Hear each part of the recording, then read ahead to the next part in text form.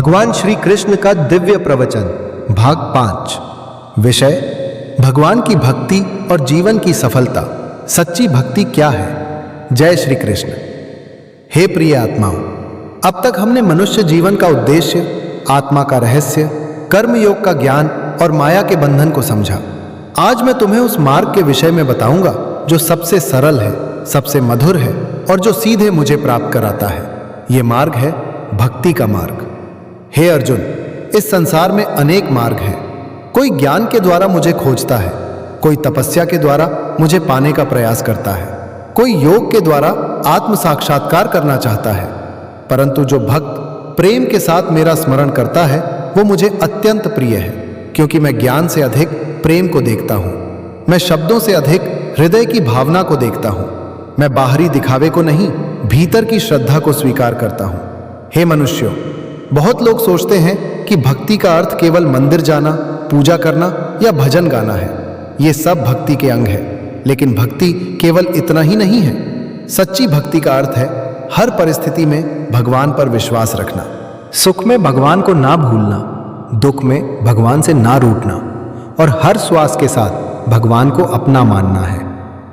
प्रिय भक्तों, एक छोटा बच्चा जब अपने पिता की उंगली पकड़कर चलता है तब उसे किसी बात का भय नहीं होता।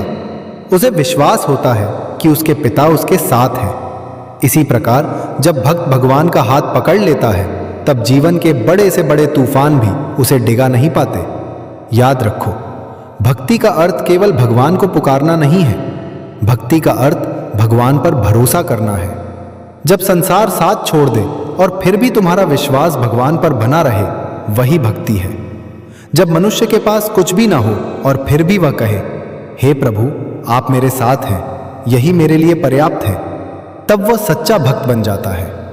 हे अर्जुन, संसार में बहुत लोग भगवान से प्रेम नहीं करते, बल्कि भगवान से मिलने वाली वस्तुओं से प्रेम करते हैं। वे कहते हैं, भगवान मुझे धन दे, भगवान मेरी समस्या दूर करें, भगवान मेरी इच्छा पूरी करें। लेकिन सच्चा भक्त कहता है, हे प्रभु मुझे कुछ नहीं चाहिए, मुझे केवल आपकी भक्ति चाहिए।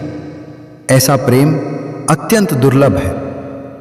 हे प्रिय आत्माओं, तुमने देखा होगा कि दीपक अंधकार में भी जलता रहता है। आंधी आए, वर्षा आए, फिर भी वो प्रकाश देने का प्रयास करता है। उसी प्रकार सच्चा भक्त परिस्थितियों के अनुसार अपनी भक्ति नहीं बदलता। सुख आए तो भी भगवान का नाम, दुख आए तो भी भगवान का नाम, सफलता मिले तो भी भगवान का नाम, असफलता मिले तो भी भगवान का नाम। यही स्थिर भक्ति है। हे मनुष्यों, मैं अपने भक्तों से दूर नहीं हूं, मैं उनके हृदय में ही निवास करता हूं। जब कोई भक्त प्रेम से मेरा नाम लेता है तब मैं उसके निकट उपस्थित हो जाता हूं। जब कोई आंसू बहाकर मुझे पुकारता है तब मैं उसके दुख को सुनता हूं। जब कोई सच्चे मन से मेरी शरण में आता है तब मैं उसका मार्गदर्शन करता हूं।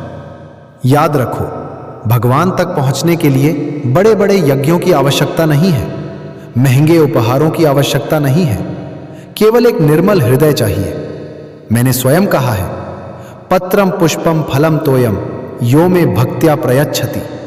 अर्थात जो भक्त प्रेम पूर्वक मुझे एक पत्ता, एक फूल, एक फल या थोड़ा सा जल भी अर्पित करता है, मैं उसे स्वीकार कर लेता हूं।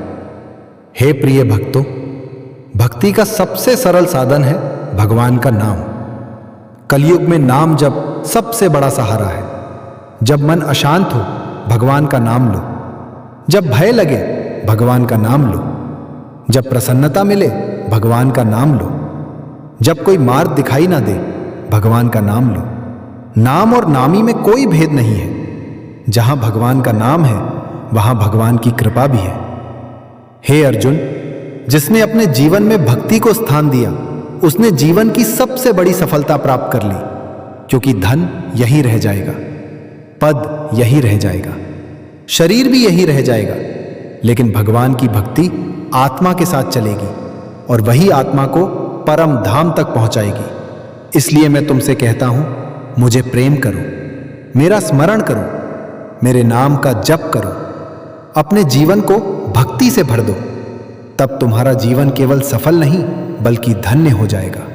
मैं सदैव अपने भक्तों के साथ हूं। जो एक कदम मेरी ओर बढ़ता है मैं उसके लिए 100 कदम आगे बढ़ता हूं। प्रेम और श्रद्धा के साथ मेरा स्मरण करो, मैं तुम्हें कभी नहीं छोड़ूंगा। जय श्री कृष्ण।